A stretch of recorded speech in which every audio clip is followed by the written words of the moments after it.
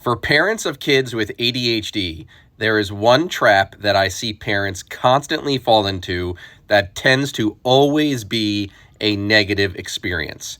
Parents go into it with all the best intentions to help, to be a helper, to help their child gain skills, but it always ends up being something that toxifies the relationship between mom and child, dad and child, and it never ends well.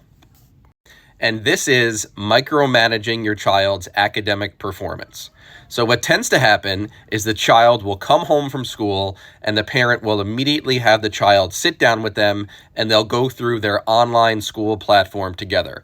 Google Classroom, PowerSchool, Canvas. They'll sit through it, they'll figure out what's due, and the parent will sort of constantly prompt the child to find what's due, figure out what needs to be done, and how to submit it. So the parent doesn't realize they're just constantly prompting the child to figure out what to do when it comes to schoolwork and homework. And all this is doing is adding anxiety to the child, frustration to the child, keeping them prompt dependent on you to micromanage their academic performance for them.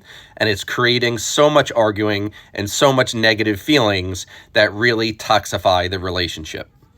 And some parents take it steps further by constantly reaching out to the school to figure out what the child needs to do to improve their grades and improve their academic performance when the child is fully capable of having conversations with the teacher themselves. The parent really ends up taking on this role of educational secretary, educational manager for the child, where the child just gets so frustrated by the parent being so involved in school and their school life, it never leads to any good. I have never once ever seen a parent in all my years of working with kids micromanage their academic performance, their homework, their grades, and it lead to success and it lead to skills gained where the child now has the skills to be successful independently in high school, college, work, and beyond. It never leads to what the parents' intentions are in the beginning to help their child and help them gain skills. It typically just leads to lots of arguing, lots of negative feelings, and prompt dependence. So the most ideal thing to happen here is for the child to be held accountable by the teachers themselves.